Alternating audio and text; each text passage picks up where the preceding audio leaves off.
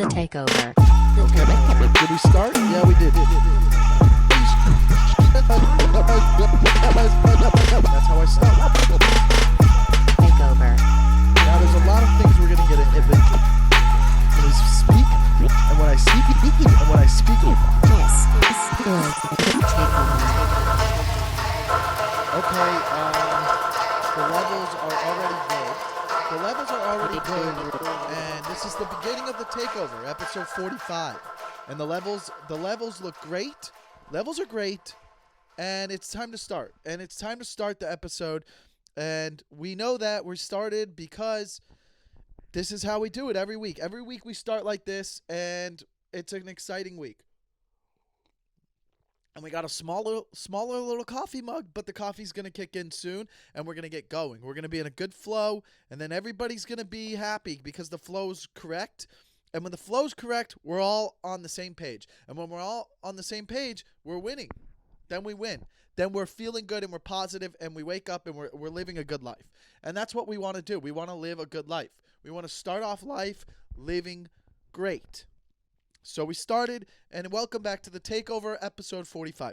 Now, for you returning guests, for you returning team members, what up? Welcome back. It's good to have you back. And for any new people, what up? Like this, probably start earlier. There's 45 previous episodes that you should probably get on to before, so you really know what's going on. And this is one of those podcasts where you should start from episode 1 and go forward, because it's like a movie. It's really a 45-hour movie that's going to be an emotional roller coaster, and it's going to take you through life and guide you through excellent times. I don't know if that makes sense, but we're here.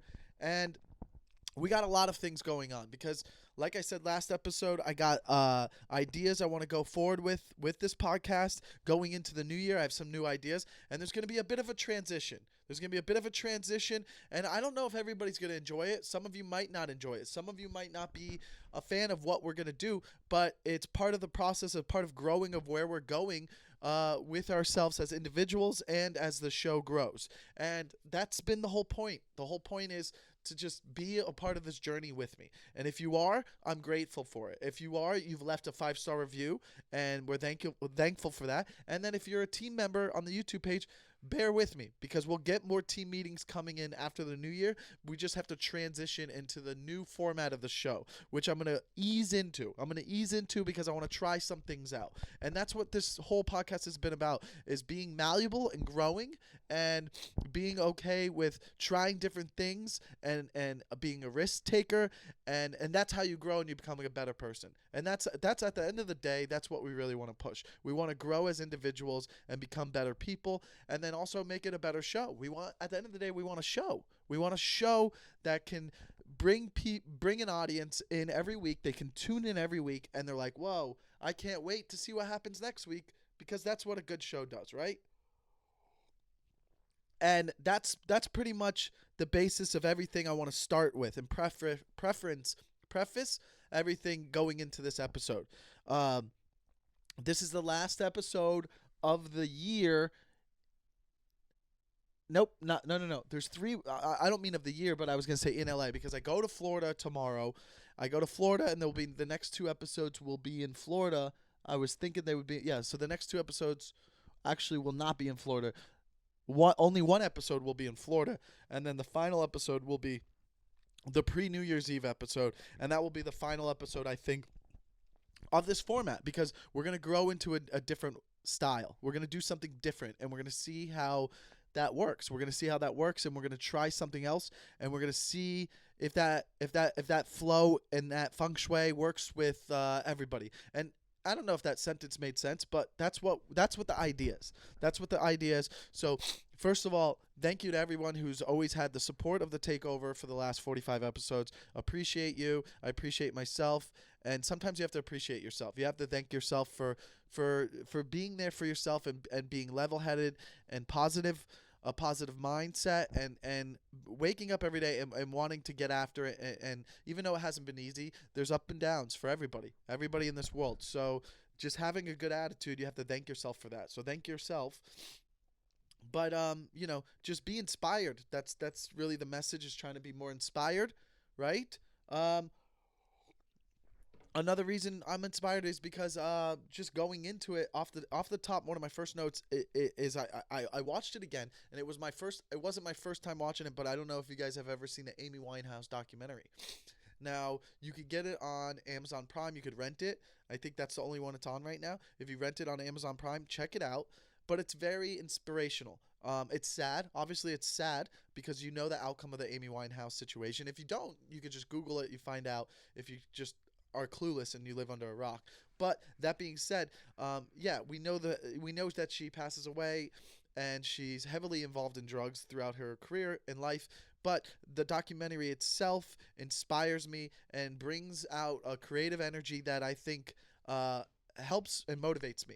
And the reason I bring up this documentary is because I don't know if that will do the same thing for you, but I think there's other arts that you're not maybe involved in that could maybe spark something inside of yourself. That could be true of anything. So, when you watch a movie or a documentary and it makes you feel something strongly, whether it's sad, happy, or anxious or something, you can use that energy to manipulate your lifestyle or feelings into a positive way. Normally, if you have full control, because then you're using that emotion to spark something, maybe creative or something to motivate you in what you're doing. I don't know, but that's why I suggest checking out this Amy Winehouse documentary. It really gets me going emotionally in all sort of directions, all different directions, and I think she's got one of the most amazing voices ever. I don't know if you guys have ever tapped into anything she does, but I think it's a beautiful thing, and I think it's something that you guys should see and check out. And if you have recommendations, let me know. You could always email the Takeover Pod on Instagram.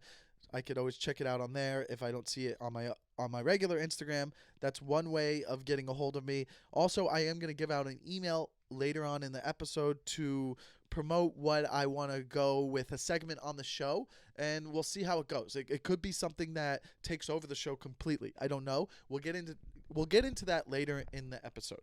But just off the bat, wanted to come in with some positive energy, feeling good. And the coffee's kicking in, and we're excited because what are we now? We are about a little less than 2 weeks away from Christmas. Less than 2 weeks away from Christmas, a little over a week. All right. So we got Christmas is next Friday. I got a show in Fort Lauderdale tomorrow night, which is Wednesday, December 16th. So if you live in South Florida, I have a show in Fort Lauderdale. Probably not a lot of tickets left to that one. It's a smaller venue. West Palm Beach, the 22nd, is on a Tuesday, 8 p.m. If you want, come to that show. You can get tickets at thepalmbeachimprov.com or through my website. You can go to my website at michaellenoci.com and you can get tickets there. So make sure you check that out. That being said, let's just take a quick little break for our sponsor, as we always do. And we're grateful for our sponsor because it's Manscape.com. Manscape.com is always there for you when you need the tools to clean your junk area. And I don't mean to call it a junk area, but that's what it is. It's a junk area because you haven't used Manscape.com. So if you go to Manscape.com, you could use the promo code TAKEOVER at checkout, and that will give you 20% off and free shipping. Okay? So this is also a great thing about Manscaped is they release products across Europe and Canada and Australia. So if you live there, check it out. You can be a part of this Manscaped run now too that you hear about, because I know you hear about Manscaped all over. It's all over every comedy podcast or comedians podcast or their pages. That's why, because they love comedians and they support their comics, and they want all of these comedians and podcasters to have great hygiene. And now, you know what they have going on for this Christmas? They have like a perfect Christmas package 3.0, all right? You have the crop preserver, you have the crop reviver, you have the crop cleanser, you have the crop mop, you have the foot duster, and you have the weed whacker, which is something they've been pushing a lot this fall, going back from Thanksgiving to now. The weed whacker trims the nose hairs, which guess what? My dad's getting. He won't know he's getting that because, hey, he doesn't listen to the podcast because he doesn't support my goals. But my dad will be getting the weed whacker, and it will trim his nose. And he's been trimming his nose from as young as I can remember. I always remember him cutting his nose hairs and being like, wow, he's really going at those. And it seems like he never had a solution. But now he has a solution with the weed whacker, which is one of the greatest products that they've come out with recently. And, it's safe. It doesn't nick you, and it's also good for your ears. For old people, if you have ear hair, get in there with the weed whacker. We also have the trimmer. The trimmer's the best thing. The basically, it's the lawnmower. The lawnmower 3.0 trimmer offers a replaceable ceramic blade with advanced skin-safe technology, which helps reduce grooming accidents. We don't like grooming accidents, and a lot of the time when you're grooming your balls, your jingle balls, there's a little prick accidents. I'm not saying it hurts, but knowing that the Lawnmower 3.0 trimmer offers a replaceable ceramic blade with advanced skin-safe technology that can help any grooming nicks. You know what I'm saying? The nicks and knocks. So check that out. Foot dusters for foot deodorants. You know what that is. It's self-explanatory. Some of you have really bad smelling feet. The crop cleanser is a body wash. That's awesome because guess what? Guys, we're always using body wash, and a lot of the time we're using women's body wash. I am personally because I like the smell of it, but I do have a new body wash I use, which is a distinct smell. It's not bad at all. It's not overwhelming. It doesn't make you smell like that guy out at a bar who's wearing too much cologne. And it's decent. I was with a girl recently who I'm talking to now, and she enjoys the smell of it. And that's big because I don't think she would be with me if it wasn't for Manscape.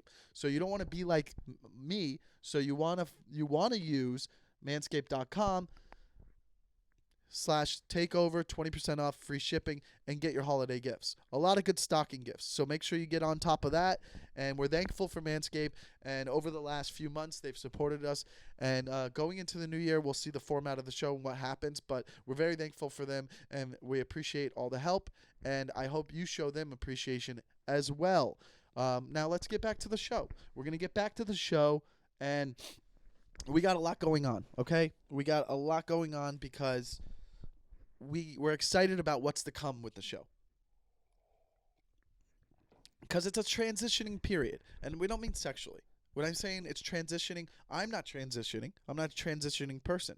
Okay? I know there are people out there, really a small percentage. But it's funny, it's such a big thing of like, hey, you got to be woke. But like, who is this for? 1,000 people? Really? What is the community? Not going to go into it. Don't want to offend people, especially around the holiday season. I want people to be happy.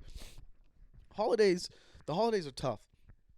Did you know that the holidays are really the most popular time, is the biggest time people get depressed? It's because they think of family members, right? They're thinking of like people they miss and stuff. I got to turn the volume up a little bit here, okay? Sorry, the levels were okay, and now they're better. I don't get sad around the holidays. I mean, I don't have a lot of dead relatives, but I understand people do get sad around the holidays, and it's very important to be around loved ones to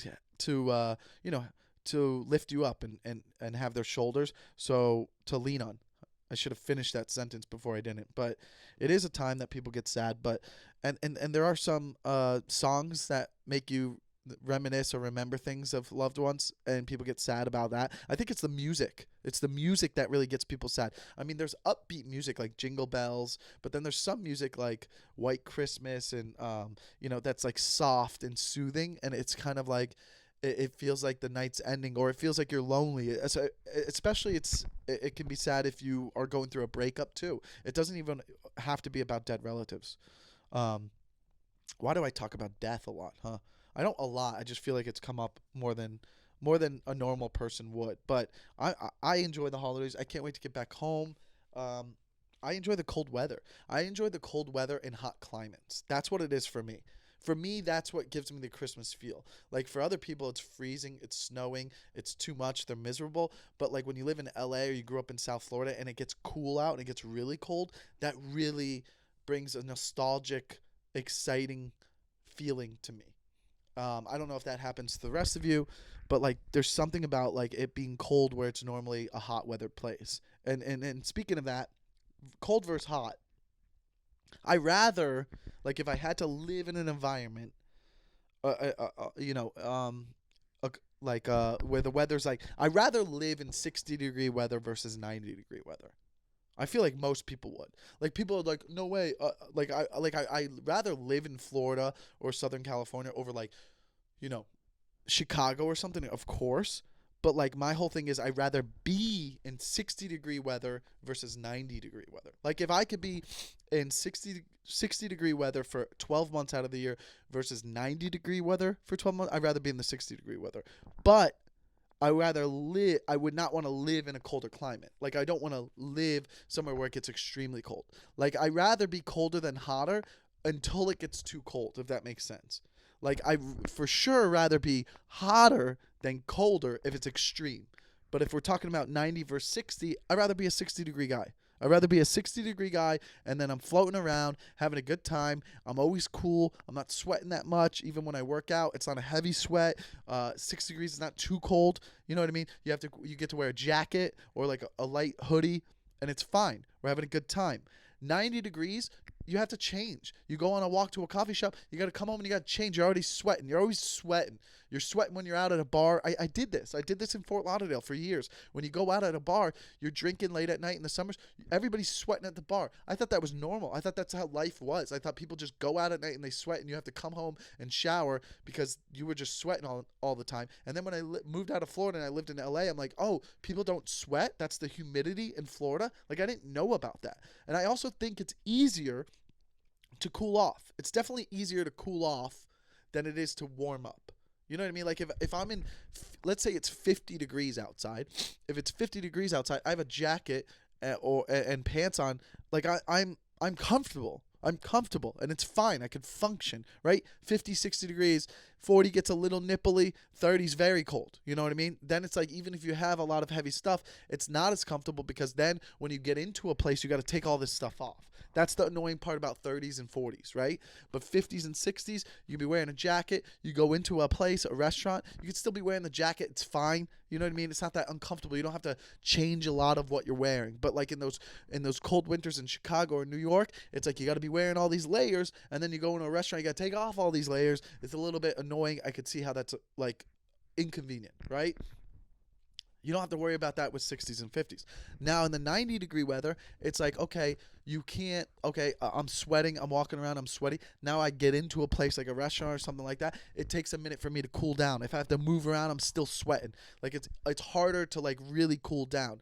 But, like, if it's 80s, it's fine. You just walk into a place and you're fine and you're comfortable. You didn't have to change. But 90s is a little too hot. You're sweating, and it's ruining the vibe of everything that you wanted to be doing, and you might have to change later. You might have to take multiple showers if it's always 90 degrees. So I just feel like it's easier to warm yourself up than to cool off. Because even if you are sweaty and it's 90 degrees and you go inside to cool off, you can't even move around. Have you ever like worked out and then took a shower too soon? And then you get out of the shower and you're like, I feel like I'm still sweating. It's that feeling. I hate that feeling. I hate the feeling of taking a shower because you crunch time. You took a shower too soon after you work out, and then you don't have time, so you kind of have to rush, but you're still a little sweaty even though you cooled off in the shower and you're getting ready and there's air conditioning. I'm still sweating. That happens to me at least 13 times a year. And I'm annoying that I've put myself in that situation, but it always happens because I'm like, okay, what do I have to do this week? What do I have to do this week? Okay, or today. What do I have to do today? And then all of a sudden, here I am trying to get a quick workout in before I have to do something in the evening. And then I'm taking a quick shower, and I can't cool off after my workout. And then I'm sweating after a shower. And there's no worse feeling than being sweaty after a shower. It's like, oh, did I do that for nothing? You know what I mean? That's an annoying feeling. And, how do we fix that? How do we fix that? Better planning. That really comes down on me not being good at planning, and that's the problem. Oh boy, that was a sweet little taste at the end because I put a little sugar in the coffee today. I put a little sugar in the coffee today because we got an afternoon recording, so I needed a little bit a little bit of a pick me up. That's what I really wanted to say, but the words came out so fast because the coffee's kicked in with the sugar. So, just a cold versus hot weather thing. I don't know if you agree with me on that, but that's how I feel. So, in Florida, great. Florida's the best place to be in December. It really is. I mean, unless you really are like, I need the snow. and the cold weather. And I've never built a snowman in my life. I've never built a snowman. Because even when I've been around snow, it's in a city. I was doing shows there, but I've never been like in the suburbs of a heavy blizzard. And then the next day, like after all the snow's laying down, I've never actually got to build a snowman. And that's something I want to do soon. I want to build a snowman. Is it overrated? I don't know. I've never been in a snowball fight. I've never built a snowman. I want to put a carrot on its nose and have coal and make a face. I want to make an OG snowman. I want a snowman and I want to make it. And I never got to do that. And I hope I do one day. Isn't that crazy to never make a snowman? Some people have never surfed. I've never made a snowman. Some people, have I made a sandman? I've made a sandman. You can't really make a sandman. It's hard. Sand just falls over. But a snowman would be great. Shame on my parents for never making me a snowman. Sorry, Mom. Just kidding. But I'm saying, never got to make a snowman. Maybe get that in my memories somehow. Maybe we should do that. Make sure, if you have kids, make sure they build a snowman before they're teenagers. It will be a happy moment, right? It'll be a happy moment for them. And everybody will be so happy, and we can, move on with our lives. So, that being said, where are we at now? Okay, so, I will be in Naples too next week. Naples, I'm just looking at my calendar. Naples, I have some shows on the 21st and 23rd. Off the Hook comedy club out there. Whatever the comedy club is in Naples, I'll be there. So just hit me up if you have any questions. Other things, this is big. This is a big thing. Right now, I have a king-size bed. It's the first king-size bed I've ever had in my life. I've never had a king-size bed in my whole life. Now, I've slept in king-size beds in hotels, right? But I've never personally had a king-size bed.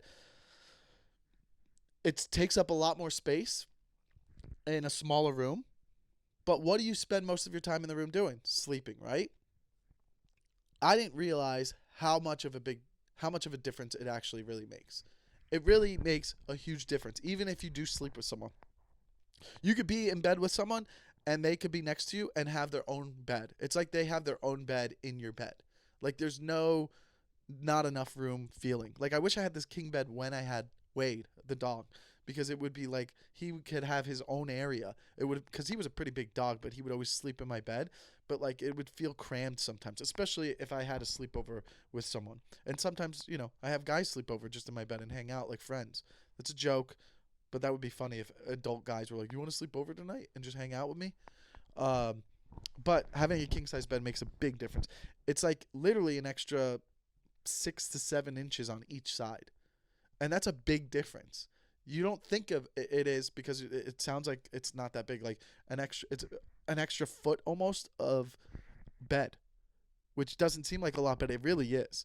Like at one point last night, I was sleeping and I felt my feet off the edge of the bed, and then I moved up because I was like, how am I so low on the bed? Really, my body had got turned around and I was laying on the bed horizontally. I was laying on the bed horizontally. I say that weird, huh? Maybe it's the coffee. But I didn't even know because it's so big. You could sleep on the bed diagonally. You could sleep on the bed any way, and you're kind of always on the bed. And you're just like, whoa, what's going on? So that was kind of fun and interesting. That was something I didn't expect. Yeah. I don't know. I've never really had a king-size bed. What sucks is I just got it, so I've only had one night with it, and now I got to go away to Florida for 11 days. I go to Florida for 11 days, and I don't get to sleep in a king bed, and I'll probably be sleeping on a lot of couches and guest beds, right? I'm staying with the family's friends again. Are seeing my friends and their families, is it going to get me emotional again? Or am I going to be prepared for it? Maybe it changed me. Everything has changed me ever since Joshua Tree. I feel that. I feel like I'm a better person. I'm more in tune with my feelings. For sure. I'm just excited for the year to end and start a new year. Regardless that we're going to start into COVID, it just feels like a fresh start. It feels like a fresh start, and here we go. We get a fresh slate, and we're going forward, and we got a lot of new ideas. We're inspired. We feel like we're towards the end We're towards the end of the tunnel, right? The light is there. We see the light. We're walking towards the light. And I don't mean the death light. I mean the COVID situation. I feel like I hope, I obviously hope, but I feel like we're coming into a 2021 will be a better year for everyone. For most people. Obviously, there's going to be people that had a bad year. That sucks because there's going to be people who've had, obviously, everybody's had a rough year 2020. Some people, think about this, are going to have an even worse year in 2021. That's really sad. So think about that. Try to think about those people and what they're going through, and then that makes you feel better because even if you're not having the greatest year next year, just have the mentality of like, it's better for you than most people. You never know what's going on out there. And like I said, some people this year have had a great year. There's people out there that have had a great year, but they can't say that. That's fucked up. If you said you had a great year, we're going to get pissed. You can't be walking around saying you had a great year. Like, that's fucking racist or prejudice. Like, if I was with a friend and that we were out and like he was like, yo, I had a great year. I'm like, yeah, keep your voice down. Keep your voice down. You can't be saying that stuff. Like, it's rude, inappropriate, and it's disgusting. And I don't want to be friends with someone that had a good year. It's 2020. You can't be walking around like, I had a good year. Like, that's awful. You're not a good person if you had a good year. You keep that to yourself, all right? It's kind of like that military rule. Don't ask, don't tell. Don't ask, don't tell. Did you have a good year? Don't ask me if I had a good year. We don't want to know. We don't want to know if you had a good year. If you did, you keep it to yourself. You better not be bragging about it because guess what? Too many people had a rough year for you to be talking about how you had a good year. Also, a bad year to have a good year because if you had a good year and you want to share your good news, you can't. You can't even share your good news because people are going to get offended that you did that. And that sucks. Bad year to have a good year is what that comes down to. It comes down to you picked a bad year to have a good year. Have a good year a different year. Also, it's like, why did you have a good year? Did you have a good year because you're taking advantage of people's situations and you're making money off of what people maybe need? That could be a reason. So people could be more mad that you had a good year. Think about that. People shouldn't be having a good year. Do I sound like Jerry Seinfeld? What's the deal with people having a good year? You shouldn't be having a good year. Why are you having a good year? Hey, Curtin, you having a good year? You block a lot of sun? All right, well, there you go. There you have it. It took 12 months for me to lose my mind, and here we are in December, episode 45. I lost my mind. Good thing I'm getting out of here. Quarantine. I will have, side note, 2 shows New Year's Eve in LA. If you're going to be in LA, I'm doing 2 shows at this place called Jam in the Van. Just hit me up on the Takeover pod, and I will send you the ticket link. You have to buy tickets. There's only 36 seats each show. So it's a pretty cool show. It's free. You get free drinks and free weed, and it's all you can drink basically. So each ticket is $60, and with the seat, you get a seat at the comedy show, and you get a cooler, and in the cooler is unlimited booze, unlimited drinks, and marijuana joints. So you get marijuana joints and free drinks like White Claws, beer, and it's unlimited. So you're basically set for the night for $60, which is worth it. You go to a comedy show, you spend $20, you're going to spend at least $40 on drinks. You're getting unlimited. So there's 2 different shows. I think there will be an 8 and 10 o'clock show. So if you want to come to that, that's New Year's Eve right here in Los Angeles. It will be in Culver City. So let me know, and we will get you situated with that. But that would be a good way to end the year if you had a bad year or a good year. So, and this episode is sponsored by Goodyear Blimp. Change your tires. Before I get into the transitioning part, I want every guy to know that, talking about the king-size bed, I have a toolbox. And someone was like, I'm with this girl, and I'm talking to this girl, and she's like, that's so adorable, you have a toolbox. And I'm like, what do you mean that's adorable? Every guy should have a toolbox. Why do guys not have toolbox? Like, if you are a guy and you don't live at home with your parents, have a toolbox. And your toolbox grows over time. Like, over time, you start to add things because you fix stuff around the house. Like, not everything is something that can be fixed by calling for help. Like, some of the stuff you need to fix around your house is something you should be able to do because it's that simple. But you should always have a Phillips head screwdriver, a flathead screwdriver, a hammer, some nails, and that's just the essentials right there. Just that basic shit. You should have at least that, right? And some screws, and you should be able to kind of be a handyman around the house. It's just a male thing to have, and it's attractive to women. And apparently it's cute too. But it blew my mind that you had this girl. I was like, you've dated guys, haven't you been in relationships? You've never seen them pull out a toolbox? Like how do you not? Like every guy should know how to change a tire. Every guy should know how to change a tire.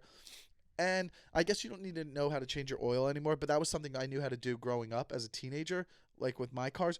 It's just kind of not necessary now. It's so cheap. You could go get your oil changed for $30, and it's just like worth it because it's so quick. As opposed to changing it yourself, even in your driveway, it's a little bit more dangerous, and it's going to take over an hour. So it's going to take over an hour and still cost you $15 because buying the oil is $15, right? If you have all this stuff already, minimum it's going to be $15 and then over an hour to change your oil because you got to crank up the car, drain out the old oil, then put the cap back on and then put the new oil in, and then hopefully you don't have to change the filter. If you change the filter, it's another $8 or something, right? So maybe $20 to change your own oil, right? Maybe less than an hour for sure. You could do it quicker, but either way, or it's like $35 to just go through those drive-throughs, 15 minutes in and out. You know what I mean? It's almost like whatever. It's convenience. So not something that's as important, but you should always be able to change your tire. No matter what happens, it's not that hard to change a tire. It's very simple. You never know when you're in a situation where the tire, goes flat and you don't want to wait around for AAA or something. And it's literally you could change a tire in less than 20 minutes if you're on the side of the road. And most cars have everything you need in the trunk. That being said, how does every guy now have a toolbox?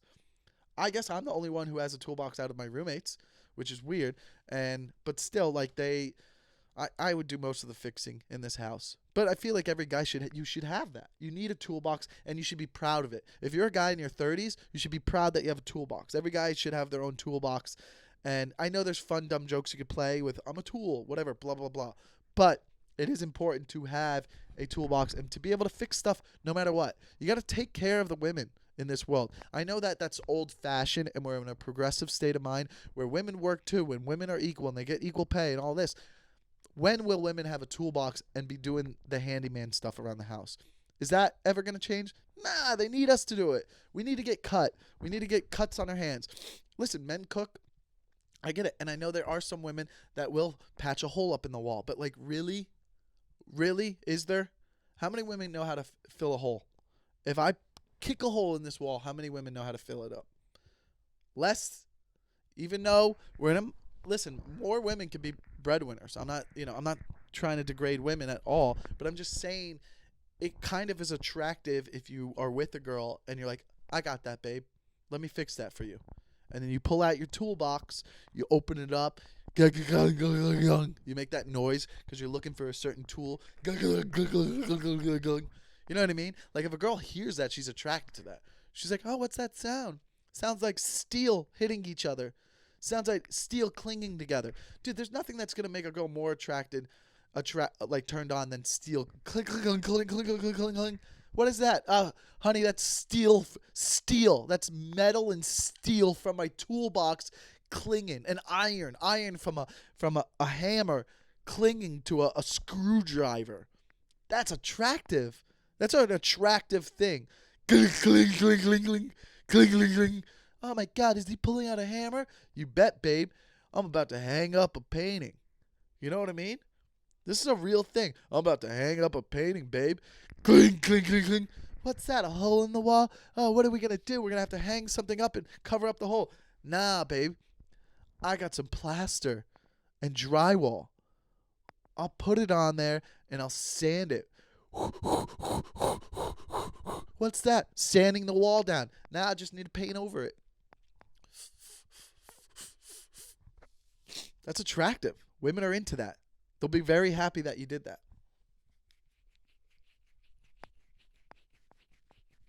That's the sanding. I like the toolbox theory. Women want to hear steel and iron and metal cling together. They don't even want to be looking at it. They just want to be in the room and hear it. Like, what is that? I'm fixing something, babe. You know what I mean? If your wife is doing that for you, or your girlfriend, and you hear clinging and she's doing it, and it's not just like hammering a nail in the wall and hanging up like a little picture, that's emasculating. Babe, what are you doing? Fixing the bed. What are you doing? Reading a book. You know what I mean? Like, come on. That's ass backwards. Get it together, man. I like the toolbox thing. I like the toolbox theory. And I'm writing it down as a bit. It's attractive, right? It's attractive. Okay. So let's get on to our new segment. I'm going to start doing this every week, and I'm excited because we're transitioning, okay? We're transitioning, and I don't know where this is going to go. I don't know if this is going to be the new format of the show, but I think we have a good idea. And, you know, talking with a couple of my buddies, some great comedic minds, especially one of them's my best friend. You know, we were talking about ideas for the show that can maybe take it into a different direction, that can make it a little bit more popular. And I think this is a good idea because this is something I do all the time in my everyday life. This is something I do daily, weekly. So it's like, why am I not talking about it on the podcast if I'm knowledgeable about it and I'm good at it? I'm not saying I'm the best at it, but I'm just saying, like, I want to help because it's fun to help. Okay. Like, all right. So friends, usually friends, whether it's my roommate or other comedian friends, that just in talking, for the most part, all the single ones, like, seem to ask me a lot about dating advice. I have experience in it. I mean, I'm 36 and I was single for a lot of years. I was single for a long time, and I have a lot of advice in it. And just from personal experiences, I've made a lot of mistakes just with dating and misread situations, and, you know, maybe sometimes you know, said things that might have made me seem silly or dumb, or like, you know, like, especially like if a girl meets me and she knows I'm a comedian, but she's just never been around a comedian, like, we're very open and we kind of speak our mind a lot, and that could be like a lot for a girl. Like, most guys will be like very generic and be like, "Hi, nice to meet you. Can I take you to dinner?" And it's like, you got this wild 36-year-old man child, like, "Oh, what's up? Your hair looks a little silly today." Like, you know what I mean? Like, we neg a little bit. I feel like a lot of comedians, or some comedians, like to neg a little bit. And if you don't know what negging is, it's like, you know, when you pick at a girl a little bit, but in a flirty way. They say it's bringing a girl down just to make them feel better later, something like that. But it's like, you know, I've made mistakes, or I've misread situations, or, you know, maybe I've gotten too aggressive on text or trying too hard. You know, there is a little bit of a game you have to play sometimes. Hopefully not. I feel like if you meet someone and you have a connection, you don't necessarily have to play the game. And then that's when you know, oh, this person's special. We just get each other, and we're in the same... We're on the same wavelength. You know what I mean? So friends do come to me with a lot of dating advice, and I think going forward, I can give this advice to a lot of the listeners. I think you guys could send your friends here, and I want them to send me their stories or the situations they're in. And this could be weekly. I'll get to all of them because right now we're starting off small. Now, when this gets to a bigger point and it gets overwhelming, then it can get a little bit of it might take longer to help you out. But I mean, this goes back to the Guys Night Out podcast I used to have. I used to have a Guys Night Out podcast, and we talk about dating stories. We'd have people writing dating stories. I don't want stories. I don't want dating stories. I want to help dating situations. So it's a little bit of a in the same under the same umbrella, but it's more of like, let's try to help this. I want to give people closure for situations that they don't know what happened, where it went sour, right? Let's say you're in a dating situation, you were talking to a girl, you thought it was going well, and then all of a sudden she ghosted you, or he ghosted you, and you don't know what happened, but all you have is some sort of evidence through text thread, or maybe you're telling me a story about what happened on the date, and then after that, they faded out. I don't know what the situation is, but I want to hear that, and then I'll read it on the podcast, and it could stay anonymous, obviously. They all stay anonymous. because what's the point of telling your name other than we want to know your sex, your age, and what city. I feel like that helps. If I know your sex, age, or city, then that gives an idea of what people can kind of picture what the situation is.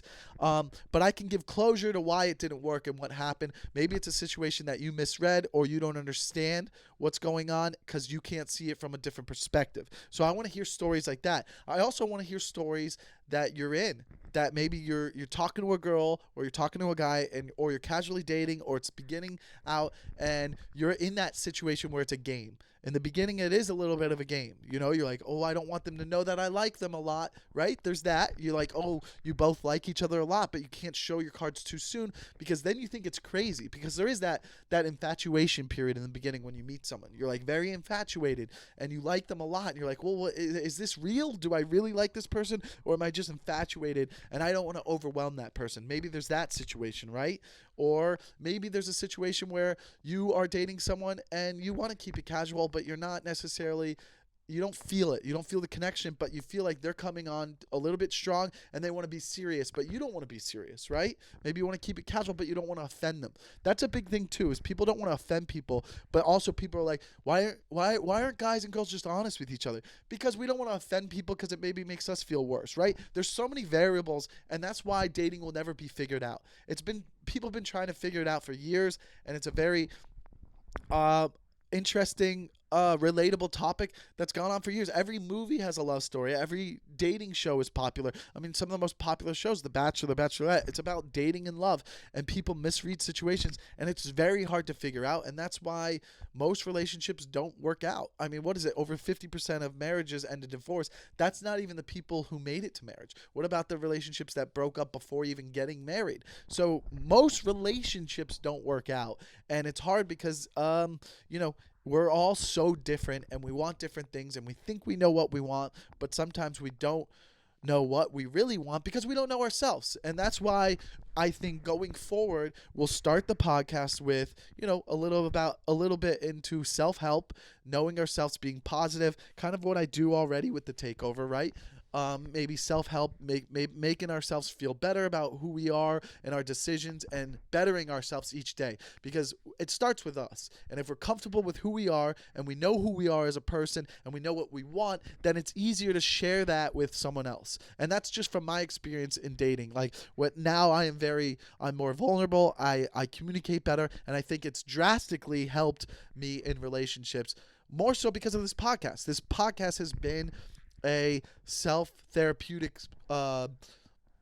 experience for me over the last 45 weeks, and you guys have been a part of it. All these episodes have been a part of it, that it's made me more vulnerable and open to be a better communicator and be better in relationships, to help me find something that I've actually really been looking for a long time and wanted, and now I can maybe have a successful relationship because I'm a better person now because of this podcast. Because I've worked on myself and I feel like I'm in a great place, that I now feel comfortable to be in a relationship. So now I want to share that experience with you guys. I want you guys to better yourselves. And then when you are, and you feel like you're bettering yourselves each week by listening to the podcast, then we could go into the dating topics of trying to help you figure out your situation. And so, I mean, maybe this segment we'll call it maybe like I'm your dating doctor, right? Dating doctor with Michael Lenoci, or date detective. I don't know what the name is going to be yet.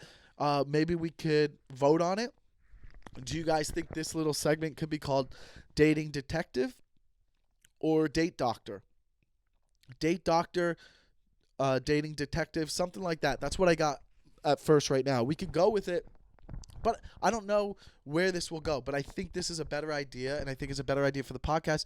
And it could take over the Takeover name. It could change the name to this. If this is a good idea and it takes off, then this podcast could change the name to Date Doctor with Michael Lenoci, something like that. I don't know yet, but I want to do this. I want to do this every week. I want to start off where it's a self-help in the beginning. I kind of go through my experiences of how I feel better this week, or how I want to be a better person, just kind of how I've done in the past. But then I go into stories that I have from the emails that, hey, okay, this is here's a story of a situation that we're working with, and they're currently dating right now, or it didn't work out, and then I share them with you. I'll put up the text or screenshots of the messages, whatever you want, to help understand the story that we're going with, and try to figure it out, and maybe we'll make people, we'll help relationships and help people have a successful relationship with whoever they're going into. So that being said, I will share one case with you. So this is a case from a friend. Before we get into it, let me put up the email. So this is the email I want you guys to use. Send me your situations. I don't want stories of things that are done. I want current situations that I could help with. And eventually this could be something where you guys call in. I could call in and put you on speakerphone, and we record it, and it's part of the episode. But for now, we'll start with the email. So I want you guys to email. I'll put the email up right here.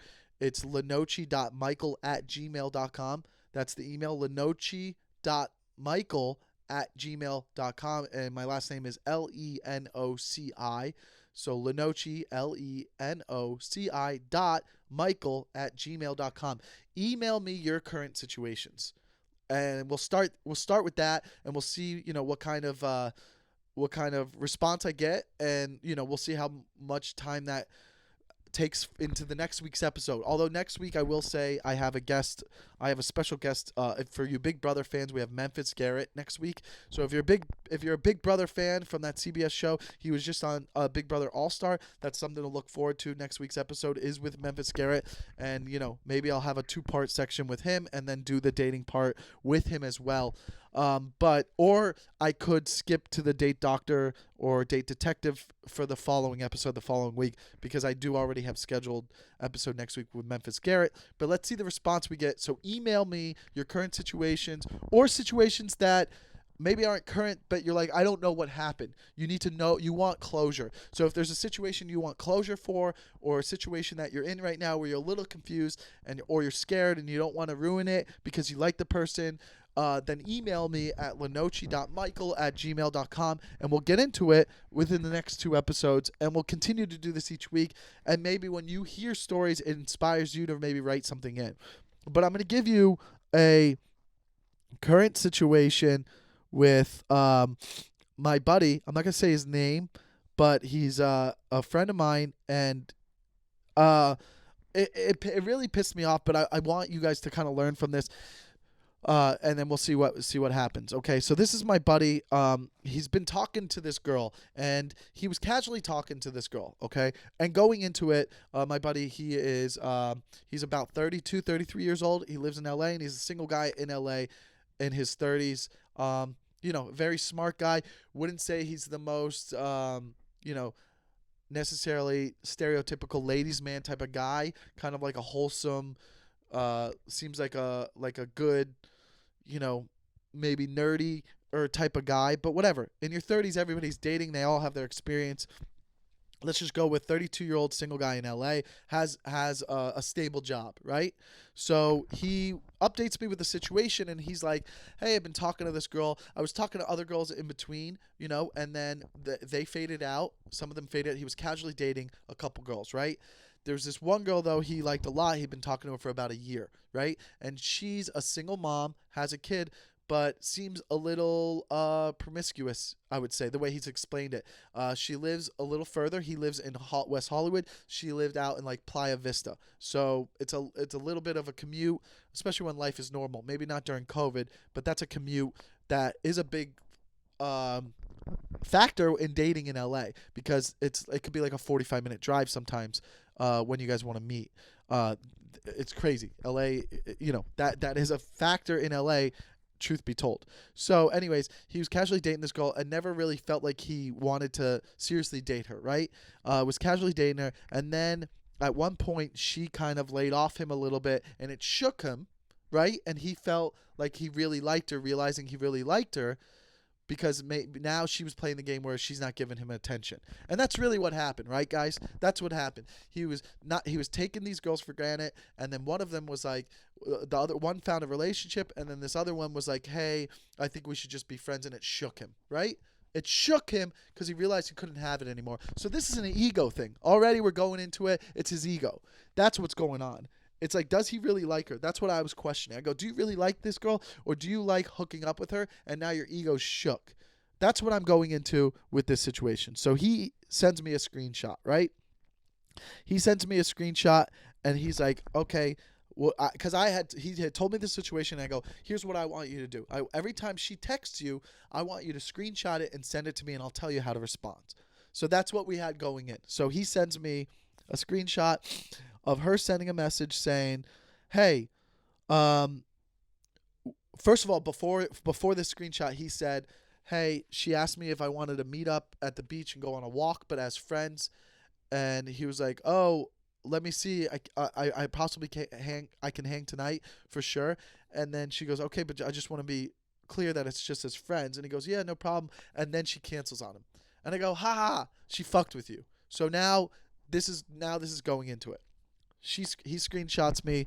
She sends him a text. When are you free this week? ? And he responds, I don't know yet. I'll know my schedule tomorrow probably. And she thumbs up it. So then he screenshots that and sends this to me. And he goes, that was yesterday. You think I should follow up or say anything? ?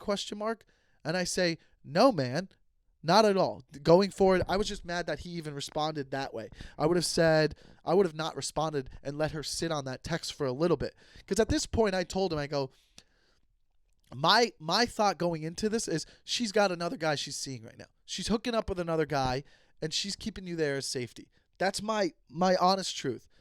All right, she's asking you to just be friends, but you guys have been hooking up and talking for a year. Now she wants to still hang out with you, but just as friends. She's testing you, bro. She's hooking up with another guy. She's not sure about this other guy, but she doesn't want to lose you as an option. So she's keeping you around because she wants to see if she could also just be friends with you because you're her safety net now. That's an obvious thing that I feel like most people agree with. So he sends the, I don't know yet my schedule. I'll know tomorrow probably. Asking me, do you think I should follow up? I go, no, man. Why was there even more talking after that had happened? And he goes, she called me. We had a fight. Then I kind of resolved stuff. Then we talked about maybe hanging out the next day, and then she flaked. I go, yeah, of course she did. You fell for it again. Don't answer her if she calls. Told you to text me when she texts you. Now you're just making yourself upset again. And he goes, yeah, that's true. Okay? So now I said, leave it at that for now. Ready? With just... She thumbs up the text, right? And I go, if she calls, don't answer. And I go, and when she texts again, let me know. He says, okay, thanks. So then this is Wednesday last week. He goes, sends me a screenshot, and she goes, this was after on a Sunday, she hit me up, are you free this week? He goes, I'll let you know. She thumbs up it. She hits him up Wednesday. So that's Monday, Tuesday, 3 days later, not hearing anything. Just, what are you doing? And not, what are you doing? Just WYD. Very short, what are you doing? I said to him, don't respond. Please don't. Just leave that and watch it. It will drive her insane. That was my advice. Don't respond. Don't. Leave it at that and watch it will drive her insane. He goes, really? Even if I want to try to hook up?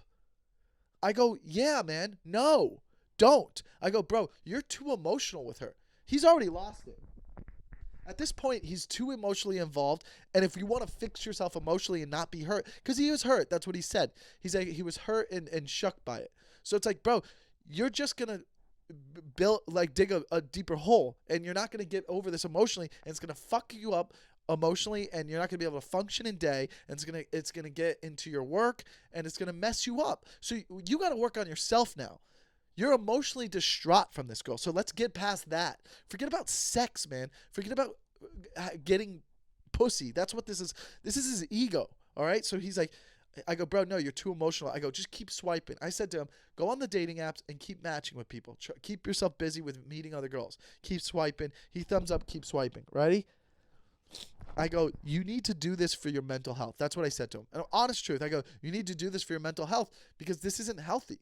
You know what I mean? Like, to be chasing this. It's not for anyone. All right? He goes, I'm swiping. I go, okay. I go, show me when she texts you again. All right? He thumbs up it. Later that evening, Wednesday, around 3 p.m., he goes, she hit me up because she was at the Grove. So I just saw her for like 5 minutes. I'm fucking pissed. Literally, that text boiled all of the blood in my, like, literally, I remember when he sent that text. I'm in my car. I'm angry.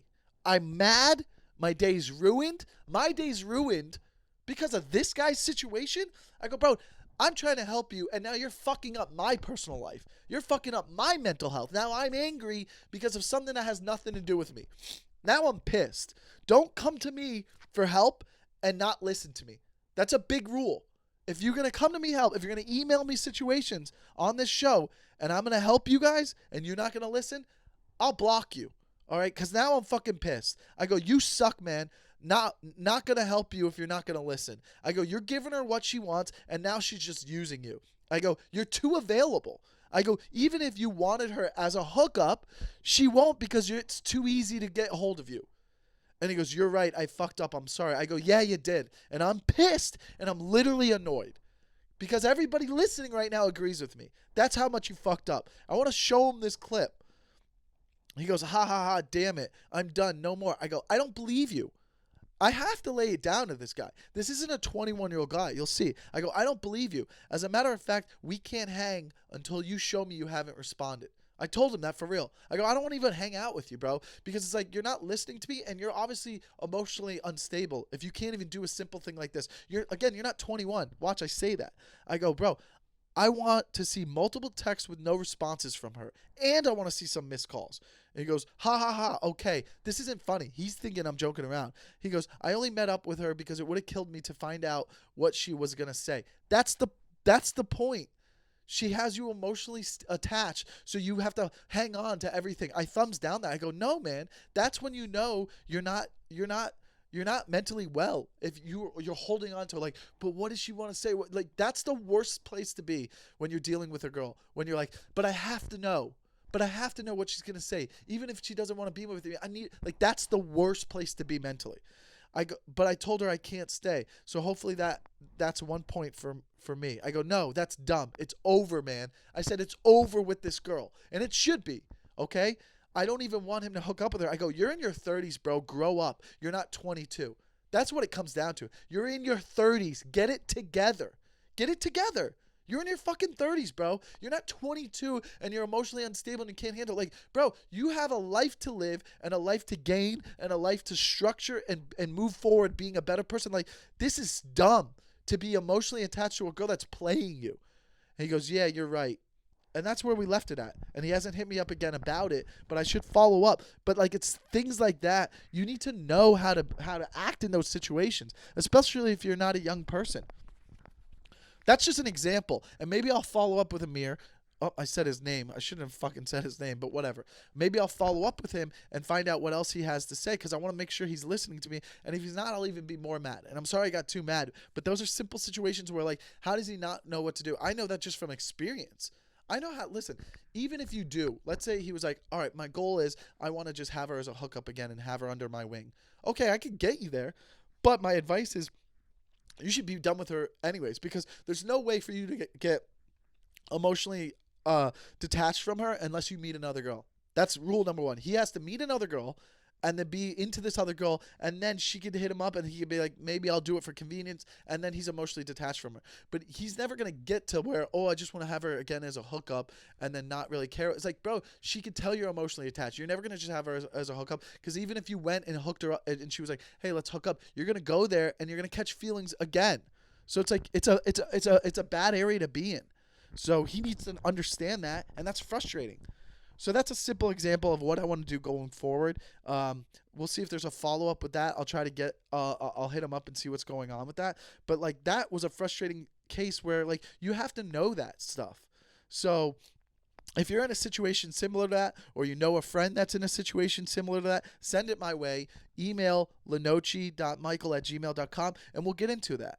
And, you know, the date doctor's here. The date detective is here to help you with those situations, and I want to help out everybody because I actually enjoy it, and I think it's a very interesting thing that people need to know. And you have all these fucking female podcasts that they're talking about dating and they're gross and they're talking about hooking up and talking about the juicy stuff, but it's like, let's just talk about the basis of like, how do we communicate better? So like, come to me about this and let's communicate and we can help and get on a better level. Like, clearly this isn't going to work out. This is a girl he's not going to be with. I said that to him. I go, you're not going to marry this girl. This isn't a girl that's going to change your life. So like, get out of this situation emotionally. And I think we all have similar situations like that going forward.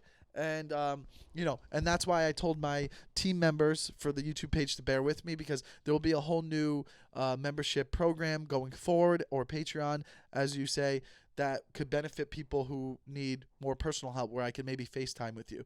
So I want to get into that each week more often. So if you have an idea or you relate to it, let me know and email me on either the Takeover Pod Instagram or the email I listed, and we'll see where this goes. But I'm excited, and thank you guys for listening each week. And we are going to see you next week with, excited to have our guest next week with Memphis Garrett from Big Brother.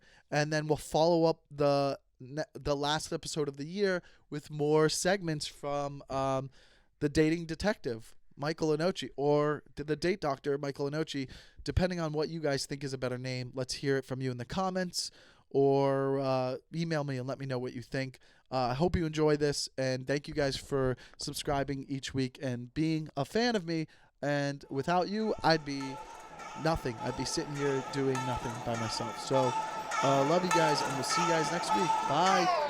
The Takeover. Okay. Did we start? Yeah, we did. That's how I start. Takeover.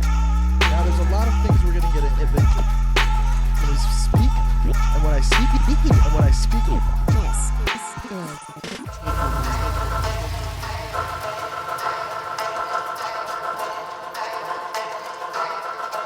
Takeover.